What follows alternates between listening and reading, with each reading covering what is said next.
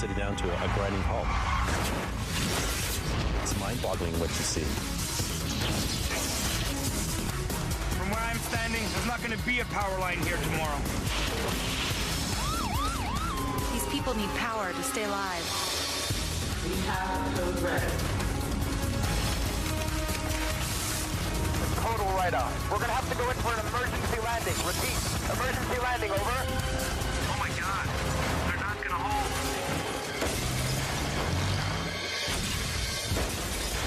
Power's down everywhere.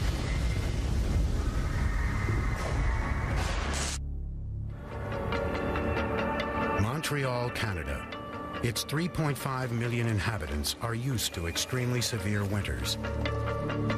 They have no choice, as bitterly cold temperatures and heavy snowfalls of as much as 15 inches at a time bury the city.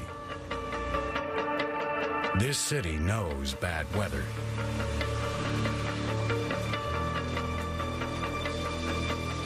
But there is one kind of winter storm that is the toughest to beat: the ice storm. It brings the whole city down to a grinding halt. Everything just stops operating. An ice storm is caused when a deluge of rain hits the ground and instantly freezes. A day or two of this is manageable, but any more than that, and Montreal faces a freezing nightmare. So what are the conditions that would create the perfect ice storm? Unlike New York, just 300 miles to the south, Montreal gets hit by freezing rain an average of 10 days per year. The reasons are location and geography. When warm air from the south meets cold northern air, this creates the ideal conditions above Montreal for extreme winter weather. And because Montreal lies in the midst of the St. Lawrence River Valley, the situation is intensified. As this warm air from the south rides up over the surrounding mountains, it traps the cold polar air in the valley below. The longer these conditions remain, the more severe the weather becomes, setting the stage for a devastating ice storm. So if the perfect ice storm were to strike, it would begin on a January day in the skies above Montreal.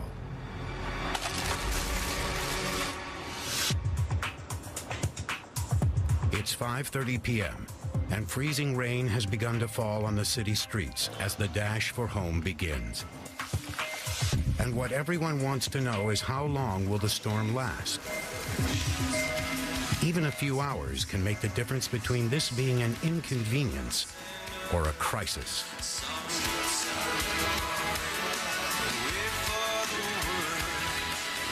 And we go over to Sophie Bergeron in her home weather studio for another regular update. Not the best way to start the weekend, I'm afraid. In fact, I'd say the safest place to be is indoors, and I'd scrap those travel plans. We've got an ice storm on top of us, folks. Expect slippery driving conditions and possible power outages due to ice buildup. I'll be back with updates every 8 minutes past the hour. Until then, take care out there. I'm Sophie Bergeron, and you're listening to City Radio Weather.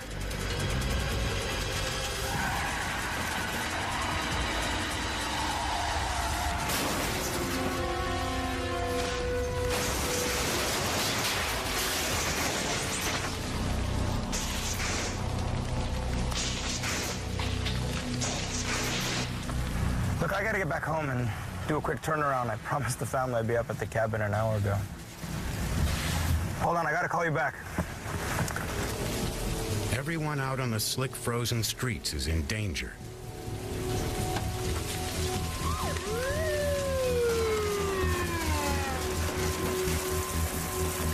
Energy Quebec to the rescue already. Yeah, the car's safe. Okay, he's partially conscious. Do you need any help? No, I got it from here, thanks. Yeah, I was just on my way up north for the weekend. Well, you better get out of here. It's supposed to get nasty. Keep your head straight and don't move. Within minutes, the ice storm has its first victims. Highways become skating rinks, and back roads, bobsled runs. If it were just a few degrees warmer, this precipitation would be regular rain. A few colder, snow or sleet. To produce rain during an ice storm, the weather needs to be turned on its head. Ice storms are created by atmospheric circumstances that are so unique, they seem impossible. Normally, the Earth's atmosphere is warmer near the surface and gets steadily colder the higher you go. But sometimes warm air can ride over cold, as it does in the St. Lawrence Valley. As the warm air rises, it releases rain, which falls through the cold layer. The perfect amount of cold air then supercools the rain, causing it to be cold enough to freeze the moment it hits the ground. But the conditions have to be exact.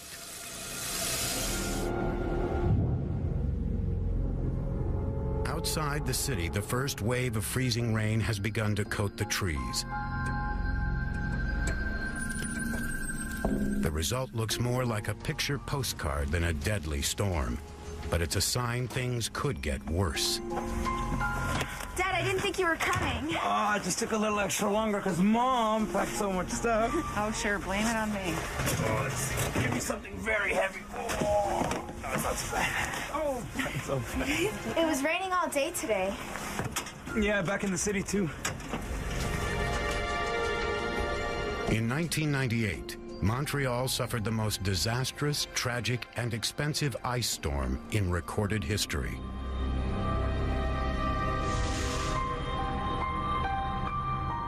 The 98 ice storm was Canada's worst natural disaster, affecting over 5.4 million people, or 1/5 of the country's population.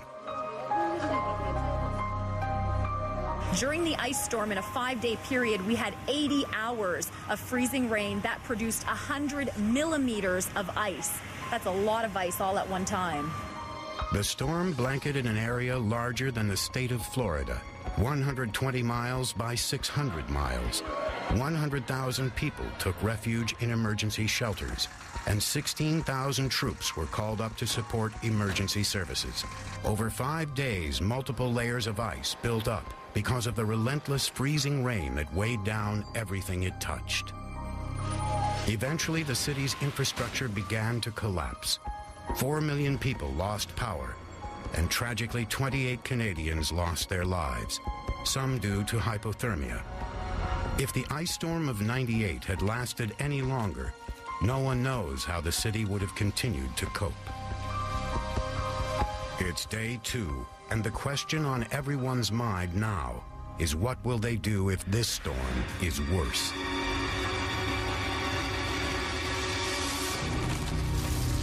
And more than 40 centimeters of snow has fallen in northern Quebec.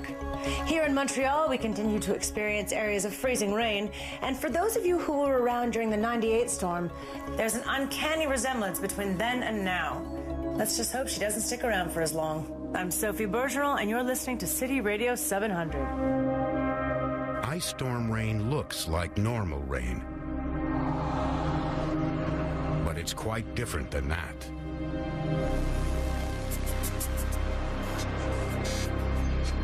Rain starts life high in the atmosphere as snow.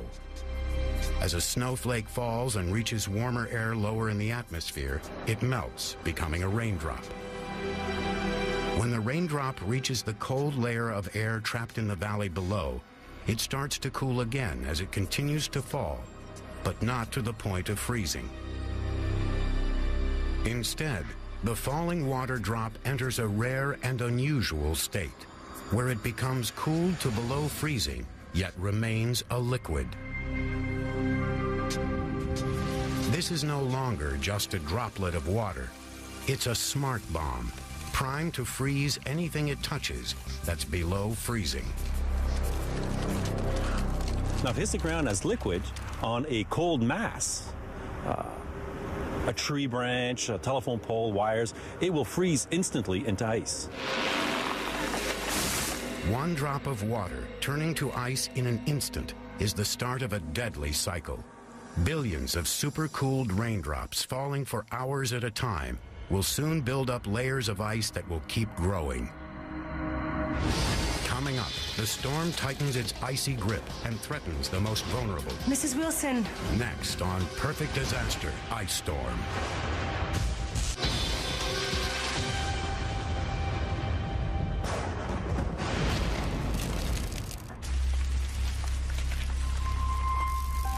It's day 3 of the ice storm, and everything in Montreal is covered. Over an inch of ice has accumulated as the continuous freezing rain smothers the city. For the moment, it's not enough to stop normal life. But the glaze of ice that coats the sidewalks makes walking an almost impossible and sometimes painful pursuit, and driving just as treacherous. A northeasterly wind keeps the temperature at around 25 degrees, ensuring the ice on the roads stays put. Tree branches torn away under the weight of the ice start shorting out the local power lines, creating a new and serious danger. As the storm's icy grip begins to tighten, the elderly, who are very vulnerable, feel it first. Oh my God, Mrs. Wilson! Mrs. Wilson, you should be inside! Oh, Sophie, dear. I'm so cold. It's okay, here, let me. Come on, let's go home.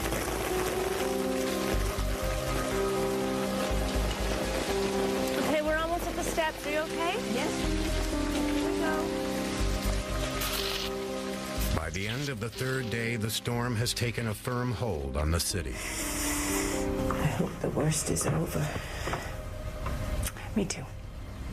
But for the people of Montreal, the worst is yet to come. The city becomes mummified as it's wrapped tightly in layers of ice. All forms of transportation start to become immobilized, making the only sure way to get around on foot. Stores shut down, trapping the staff inside. Local electric power lines continue to short out the lights, and more importantly, the heat. People are locked in their homes. Few will be prepared for the collapse of everything they take for granted. Well, the first thing, if you want to prepare a population for something like an ice storm, is to tell them what to expect. Hi, Bob, it's me. Look, we have to spell it out. People are already getting hurt. Do you have enough medication at home to take you through the next couple of days? The traffic's a mess, and the local power lines are going down all over the place. If the power goes out, do you have some way of staying warm or somewhere to go that you can stay warm even if you can't do things in your own house? We'll take the flak if anything lets up. Thank you. If you know what to expect, you can take the proper precautions to set yourself up so you're not caught.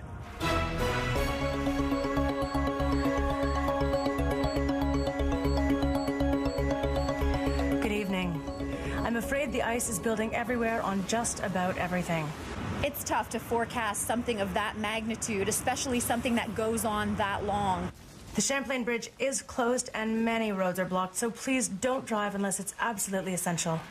I'm Sophie Bergeron. I'll be back with an update 8 minutes past the hour. Stay tuned.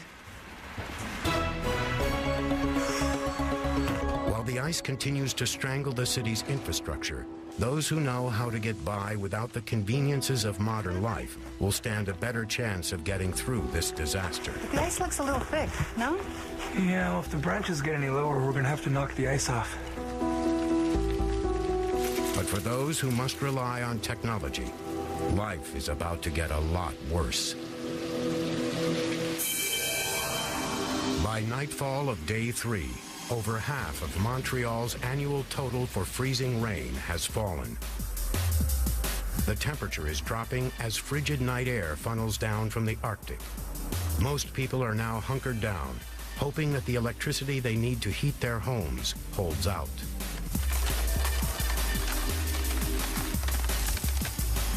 Outside, no corner of urban Montreal is untouched by the suffocating cloak of ice. Domestic power feeds continue to crash faster than repair crews can fix them. Street by street, parts of the city are now plunged into darkness. But this ice storm is far from over.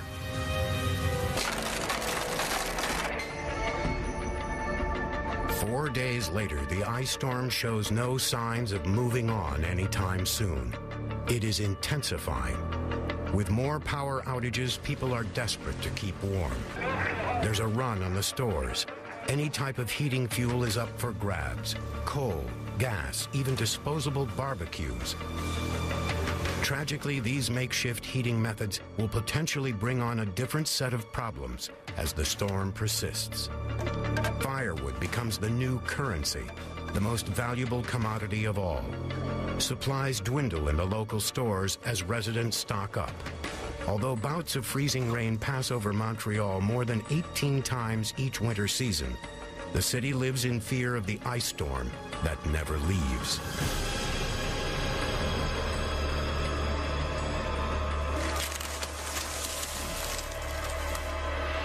And this one is proving to be just that. Another feared ingredient needed to create the ultimate ice storm disaster now kicks in. Hi, Bob. I just got an email from Environment Canada.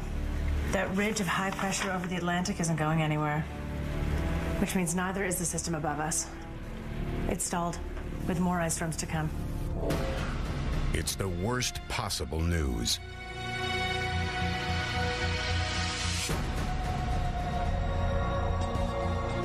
The ice storm has been locked in place above the city by a huge area of high pressure in the Atlantic Ocean. This system has brought all of the North American weather systems to a standstill. The normal pattern of west to east weather flow is blocked. The cold air continues to flow under the warm air coming up from the Gulf of Mexico. As the days progress, a series of small cyclones will emerge from the warm southern system. These are mini weather systems within the big one. Each of these has enough moisture locked within it to create its own ice storm that will be constantly refueled by the flow of warm, moist air from the south. Montreal is about to be entombed in ice. As long as the atmosphere stays stable and nothing moves, it could go on for a very long time. Normally, the atmosphere is in a state of constant flux, but occasionally weather systems get stuck. This has happened before in different parts of the world, and each time it has brought an untold disaster. In 1998, a powerful Category 5 hurricane stalled over Central America. Day after day, winds of up to 180 miles per hour battered much of Honduras and Nicaragua. The torrential rain from Hurricane Mitch caused mudslides and floods that killed a reported 18,000 people. England, 2005. A stalled thunderstorm dumped 8 inches of rain in 5 hours over the village of Boscastle. The river burst, and a 10-foot wall of water traveling at 40 miles per hour swept through the village. Most stalled weather systems are caused by areas of high pressure, known as blocking highs. If you have a blocking high and you still have warm air coming in, and you still have clouds with snow falling, if you have that situation, particular situation, as long as it stays there, you have freezing rain. Welcome back to City Radio 700. I'm afraid this ice storm isn't showing any signs of going anywhere. The bad news is we can expect up to 25 millimeters of freezing rain over the next 24 hours. And if anyone out there's counting, this ice storm is about to go into the record books as the longest one ever. Steel transmission towers are no match for heavy ice and severe wind. Perfect disaster ice storm returns after this.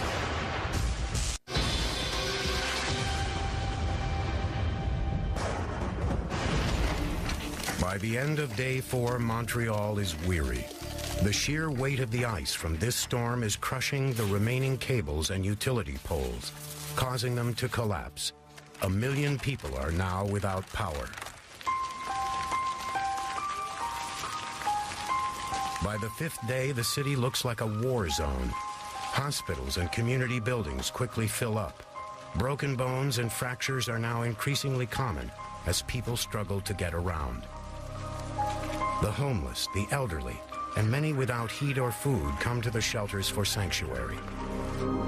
As the situation continues to deteriorate, these places become the city's lifeline. Here, you want to help me get these up there? Thanks.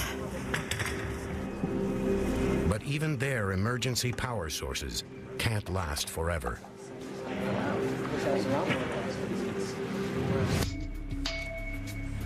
By now, there is no internet communication or cell phone reception. Only media outlets with emergency power generators can get information out. And only those with portable radios will hear them. Please stay in your homes until further instruction or until you are visited by the emergency services. Only call 911 if your life is in immediate danger. With no power, it takes less than 72 hours for the temperature of an unheated house to drop dangerously low. And this is when people are more susceptible to unseen dangers. For the human body to work best, we want our temperature to be around 98.6 degrees Fahrenheit, around 37.5 degrees centigrade. That's when we work the best. As soon as you cool the body down, things don't function as they should. Mrs. Wilson? The brain stops functioning well, you became less able to use your muscles. You become slower in terms of your thinking process, and it just gets worse. You'll start obviously shivering as you try and generate more heat to kind of make up for the heat that you aren't getting. Mrs. Wilson? If your body gets really, really, really cold, well, it gives up. Oh my God. Mrs. Wilson. And you may find them totally out of it, totally confused, even comatose. Mrs. Wilson. Oh my God, you're so cold. Okay, I'm gonna go get help.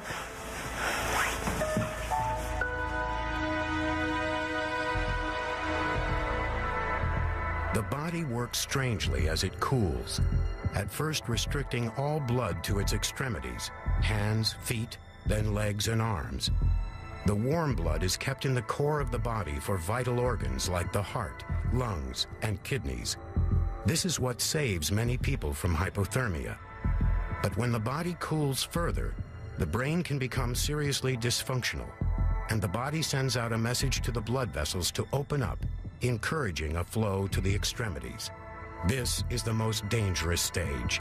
You start to feel warm again, but it's a cruel deception because a feeling of overwhelming tiredness hits, causing you to fall into what could become a deadly sleep.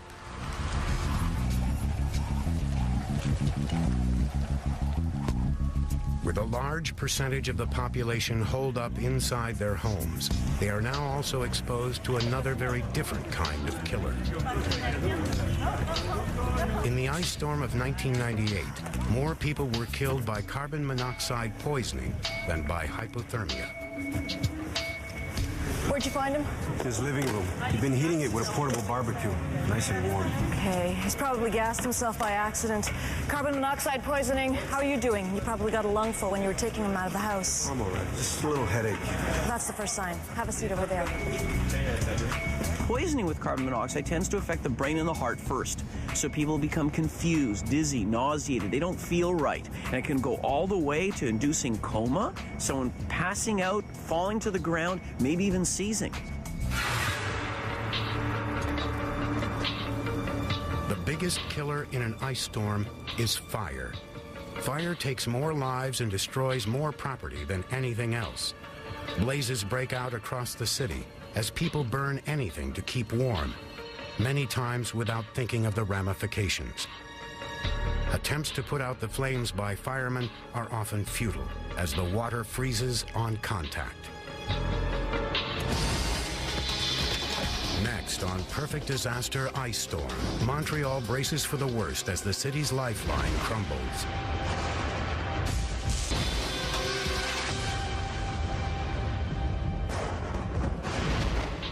By the end of day 5, the storm has now laid down a solid pack of ice of over 4 inches deep, thicker than a sidewalk slab and just as strong. The ice formed by freezing rain is the toughest ice on Earth. The main reason for that is there's very few air bubbles in the ice, in the water droplet. Normal ice is full of air bubbles and other impurities because it freezes slowly. It has a frosty appearance and is weak and easy to crack. But the ice formed by the supercooled rain of an ice storm is different because it's fallen through cold, clear air and turns to ice so quickly, there's no time for bubbles to form.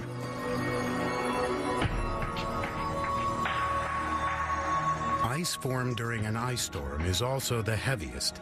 Just a 6-inch square weighs more than a house brick, and there are millions of bricks piling up on every surface around.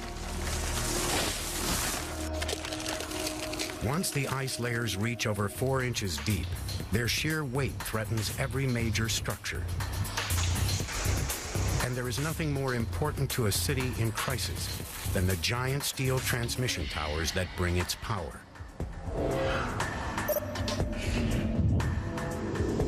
Montreal sits on an island connected to the outside world by bridges and tunnels. It receives its power by highly vulnerable power lines. The city relies almost exclusively on hydroelectric power, generated far to the north in James Bay and Labrador. This creates a logistics problem because most of the hydropower is in the north and most of the people are in the south. It takes over $15 billion worth of transmission lines, almost enough to reach once around the world, to feed electricity to the power-hungry south. Ultimately, 8 main high-voltage transmission lines bring over 20 gigawatts of power to the city. Right now, any power to Montreal will rely on these delicate arteries that are covered in ice. Dawn on the 6th day. At the power company's headquarters, reports are coming in that will change everything. Overnight, there's been more freezing rain, and the recipe for the most devastating ice storm imaginable adds the final ingredient. Many of the huge cable-carrying towers have crashed under the weight of the ice, and 3 of the 8 transmission lines are down. How to fix them has yet to be determined. I don't have a good feeling about this storm, Gilles. Stay inside. There is only one way to find out. Someone will physically have to go and take a look. All it takes is just one break anywhere along a power line's length to render it useless. With hundreds of miles of cable to check, it's like looking for a needle in a haystack.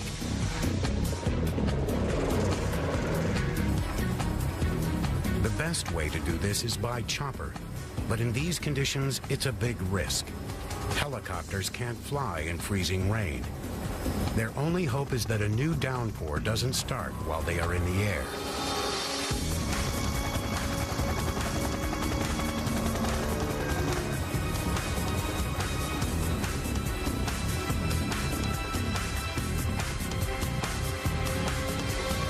Got an airborne visual on the area. It's our worst nightmare. The towers carrying Montreal's power lines have fallen like dominoes. It's a catastrophe. This phenomenon is called a cascade failure. One line snaps under the weight of the ice, and the sudden release of tension topples the whole row. With many miles of power lines down, the job of reconnecting them is not going to be easy, or more importantly, quick. It's a total write-off. I mean, we're not talking a repair job, it's a total rebuild. With only half the line surveyed, the freezing rain returns.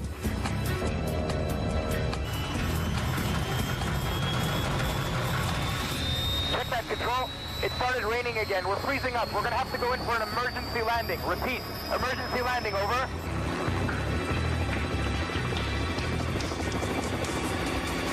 Good job.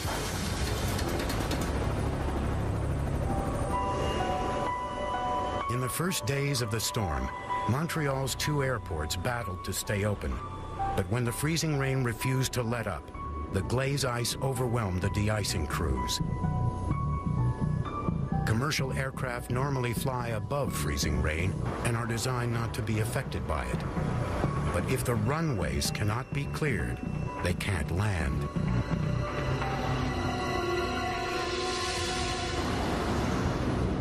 once they come in for landing, if the freezing rain has been occurring for a long period of time at an airport, they're landing on a sheet of ice.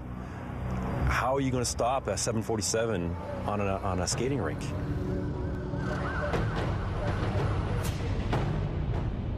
The noose tightens around the stricken city. Emergency supplies are drying up. The city is in crisis. Nurse? Perfect disaster returns.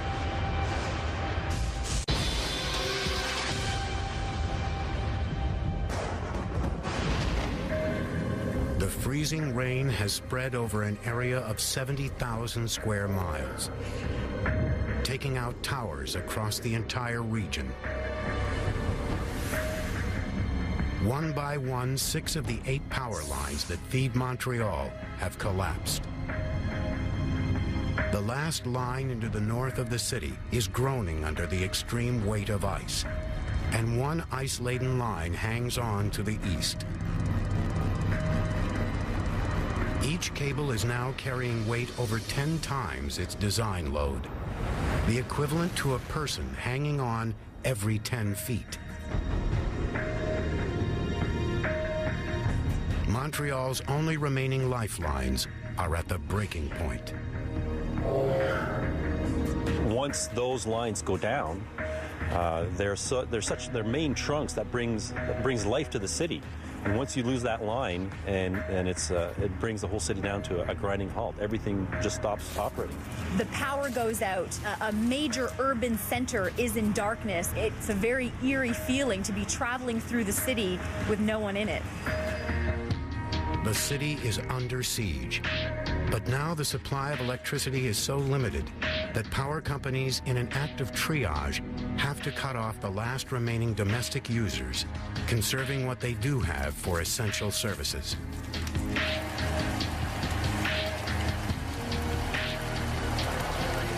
Hospitals are the top priority, but for first responders, conditions on the city streets make reaching the critically ill a slow and dangerous process. Is she gonna make it?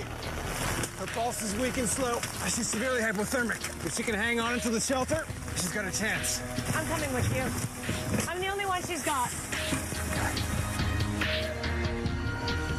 Thank you. It's now the 7th night of freezing rain, and a state of emergency has been declared. With this severe of an ice storm, the coating of ice that disabled much of the man-made infrastructure also takes a huge toll on nature. A single 50-foot conifer will accumulate as much as 45 tons of ice during a prolonged period of freezing rain. Many trees won't survive this extra weight. Oh, this is crazy.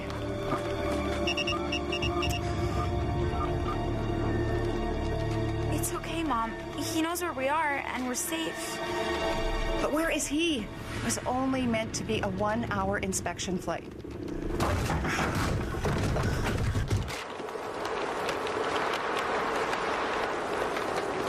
While the freezing rain continues, the power companies are helpless.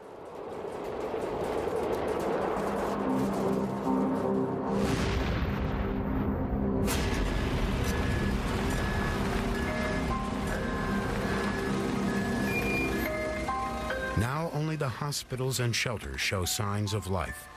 Police and medics bring in the lucky few they were able to rescue. The rest have to make their own way to the hospitals and shelters.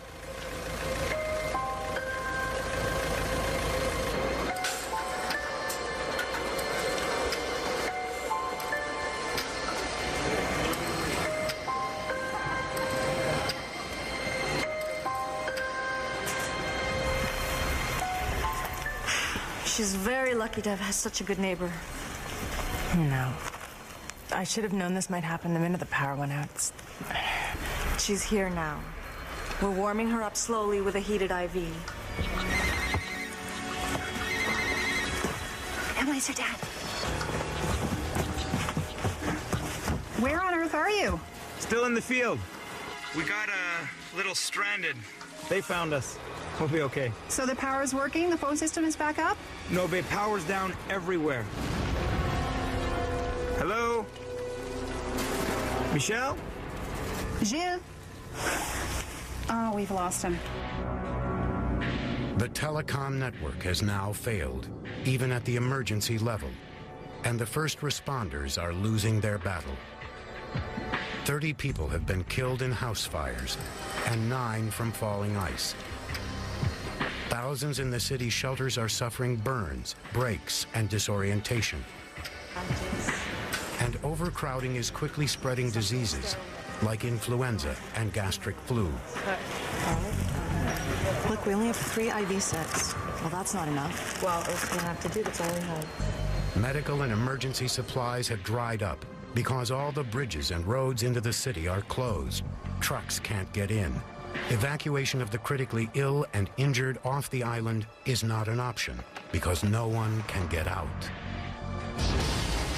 The freezing rain finally stops, but an even more dangerous weather pattern is about to hit. Coming up on Perfect Disaster, Ice Storm.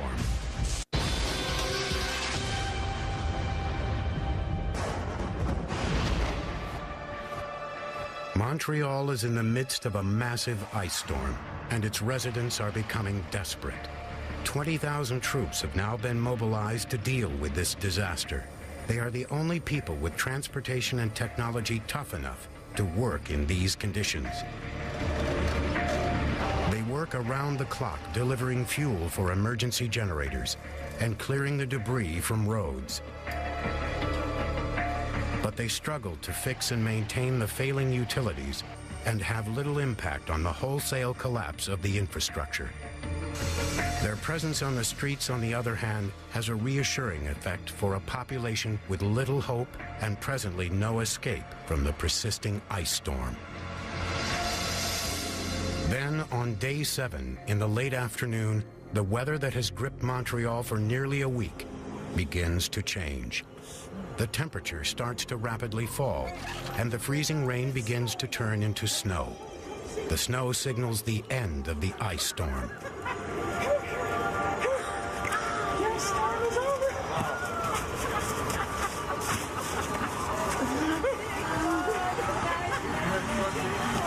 Well, if it's cold enough to snow, it means it's too cold to rain. The ice storm's over. Thank God.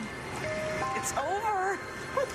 But the end of the freezing rain is not the good news it should be. The giant weather system that has been blocking the ice storm, stalling it over the city, is finally moving away across the Atlantic. But as the ice storm follows it, the void it leaves is quickly filled with a new weather system. A huge winter storm moving in from the west. With it comes a new danger, strong winds. This did not happen in the storm of 1998, but it's what will make this ice storm nothing short of the perfect disaster. I think I might have spoken too soon. Okay, listen! Everybody get back inside now, okay? Everybody! The snow is heavy and sticky, and the wind is increasing.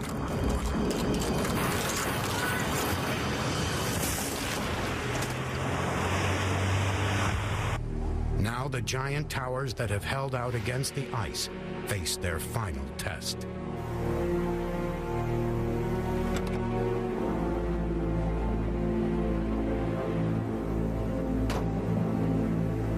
Get me control. Put him on speaker.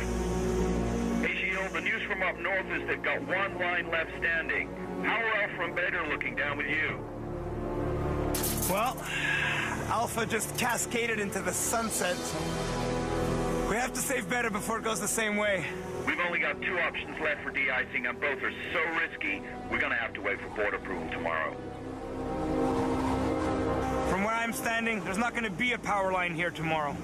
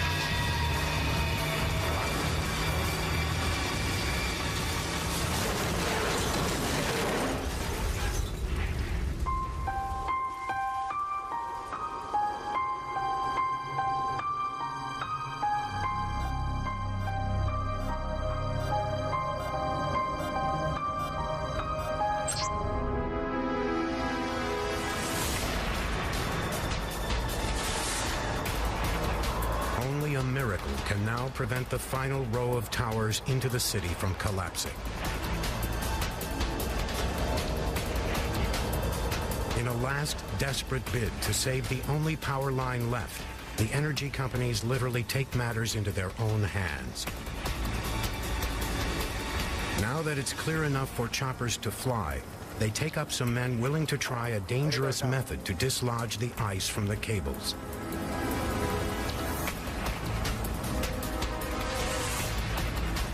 Smashing it off by hand.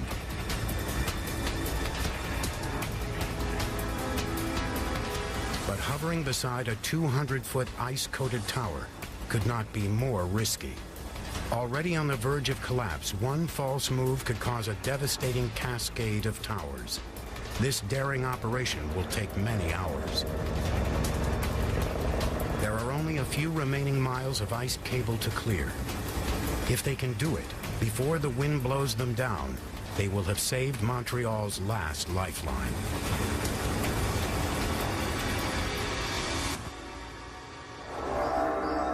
As the sun rises, Montreal breathes a collective sigh of relief. The remaining power lines were saved, and much-needed power slowly returns to the city. The first to get it back are those who need it the most. How's she doing? Shh. Sounds like there's a lot of miles left in that heart. Jude! Dad! Oh my goodness. You made it. Surviving an ice storm is about ingenuity and endurance, but most importantly, about community. It's really an amazing camaraderie that forms. You really get to know the people in your city. People come together in an amazing way. People open their doors to their neighbors. After an ice storm of this magnitude, it will take the city months to rebuild, nature years to recover, and people generations to forget. What you have just seen may not happen tomorrow.